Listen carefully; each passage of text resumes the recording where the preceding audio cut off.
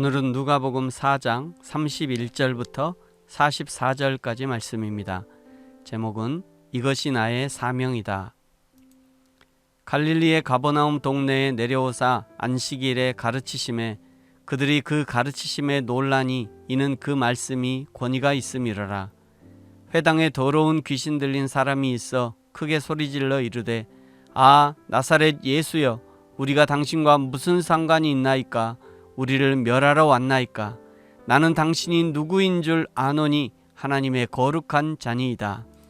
예수께서 꾸짖어 이르시되 잠잠하고 그 사람에게서 나오라 하시니 귀신이 그 사람을 무리 중에 넘어뜨리고 나오되 그 사람은 상하지 아니한지라. 다 놀라 서로 말하여 이르되 이 어떠한 사람인고 권위와 능력으로 더러운 귀신을 명하며 나가는도다 하더라. 이에 예수의 소문이 그 근처 사방에 퍼지니라. 예수께서 일어나 회당에서 나가사 시몬의 집에 들어가시니 시몬의 장모가 중한 열병을 앓고 있는지라. 사람들이 그를 위하여 예수께 구하니 예수께서 가까이 서서 열병을 꾸짖으신데 병이 떠나고 여자가 곧 일어나 그들에게 수종드니라. 해질 무렵에 사람들이 온갖 병자를 데리고 나아오매 예수께서 일일이 그 위에 손을 얹으사 고치시니 여러 사람에게서 귀신들이 나가며 소리질러 이르되 당신은 하나님의 아들이니이다. 예수께서 꾸짖으사 그들이 말함을 허락하지 아니하시니 이는 자기를 그리스도인 줄 알미러라. 날이 밝음에 예수께서 나오사 한적한 곳에 가시니 무리가 찾다가 만나서 자기들에게서 떠나시지 못하게 만류하려 하며 예수께서 이르시되 내가 다른 동네에서도 하나님의 나라 복음을 전하여야 하리니 나는 이 일을 위하여 보내심을 받았노라 하시고 갈릴리 여러 회당에서 전도하시더라. 아멘. 갈릴리 마을 주민들의 살해 위협을 유효히 피해 지나온 예수님이 가버나움 동네에서 거기서도 성경을 가르치십니다. 갈릴리는 지역 이름이고 가버나움은 동네 이름입니다. 갈릴리 지역의 가버나움 동네는 예수님 사역의 중심지라 할 수 있습니다.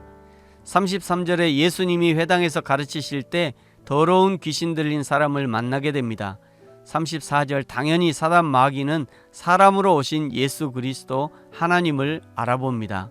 34절 후반절에 나는 당신이 누구인 줄 아노니 하나님의 거룩한 자니이다.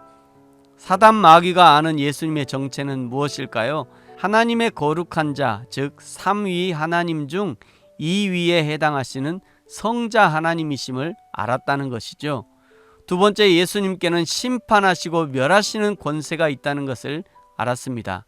사단 마귀에게 예수님에 대해서 설명하지 않아도 예수님을 보는 순간 예수님의 정체를 완전하게 파악한 것입니다. 신앙생활은 하나님을 알아가는 과정입니다. 신앙생활을 시작할 때는 내가 무슨 행동을 해도 다 품어주시고 사랑해주시는 하나님으로 알고 시작합니다. 그야말로 어린아이의 신앙이죠.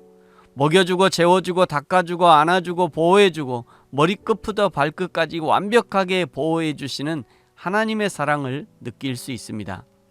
그러다가 점점 신앙이 성장해가면 그에 따라 하나님의 훈련이 다가옵니다. 딱딱한 음식도 먹어야 합니다. 때로는 비도 맞고 때로는 내 힘으로 버거운 일들도 해내야 하고 하나님의 따끔한 훈육도 들어야 합니다.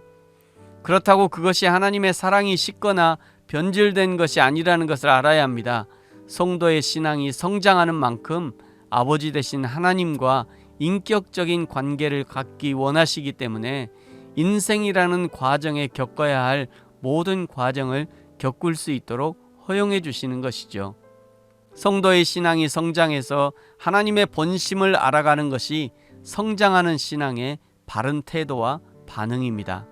하나님을 알아가야 합니다. 적어도 사단 마귀보다는 더 잘 알아야 합니다.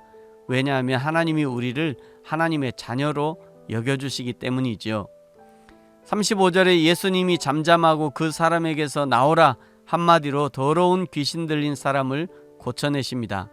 창조주 하나님의 본체이신 예수님께 악한 사단 마귀를 쫓아내는 것은 한마디 말이면 족합니다. 37절 예수님의 놀라운 소문이 그 근처 사방에 퍼져나가고 38절 베드로의 장모의 중한 열병도 예수님이 고쳐주십니다. 40절 해질 무렵엔 온갖 병자들이 예수님께 나옵니다. 예수님이 일일이 병자들 위에 손을 얹으시고 고쳐주십니다. 그러자 42절에 병에서 나은 병자들이 예수님이 다른 곳으로 가시지 못하도록 계속 자기들과 함께 있으면서 하나님의 기적 베풀어 주시기를 바라면서 예수님을 만류합니다. 그러자 예수님은 43절에 내가 다른 동네에서도 하나님의 나라 복음을 전하여야 하리니 나는 이 일을 위해 보내심을 받았노라 하시면서 갈릴리 여러 회당에 다니시면서 전도하십니다. 누군가 나를 알아주고 나를 인정해주면서 나를 붙들 때 그곳을 떠나기란 쉽지 않습니다. 그럼에도 불구하고 예수님에게는 사람들의 붙듦보다 여호와 하나님이 주시는 사명이 더 큰 붙듦이 되었기 때문에 기꺼이 사람들을 떠나 또 다른 사명지로 나아갈 수 있었습니다. 이 땅의 모든 성도들에게도 하나님의 사명이 있죠. 하나님의 사랑을 이웃에게 전하고 여호와 하나님께 영광을 올려드리는 것이 우리의 사명입니다. 이 사명 잘 감당하기 위하여 더욱 단단히 십자가를 붙들어야 합니다. 더욱 단단히 하나님의 진리의 말씀을 붙들어야 합니다. 그리하여 우리 각자에게 맡겨주신 사명을 잘 감당하고 하나님께 영광을 올려드리는 저와 여러분이 되어지기를 예수님의 이름으로 축복합니다. 아멘. 기도하겠습니다. 하나님 아버지 감사합니다. 사단 마귀도 예수님을 알아보고 예수님 말씀 한마디에 사람에게서 나가는데 우리는 하나님의 말씀을 얼마나 잘 따르고 있는지 늘 나 자신을 점검하게 하시고 예수님을 알아가되 더 많이 더 정확히 예수님에 대해서 알 수 있도록 축복하여 주옵소서. 예수님의 치유를 기대하고 예수님께 와 치유함을 받은 많은 무리들처럼 우리의 연약함을 치유하여 주옵소서. 예수님이 사명을 따라 다른 마을로 가셨던 것처럼 우리도 나에게 맡겨주신 사명 따라 가정에서, 직장에서, 교회에서 맡겨진 사명 잘 감당함으로 하나님의 영광을 드러내게 하여 주옵소서. 감사합니다. 예수님의 이름으로 기도합니다. 아멘.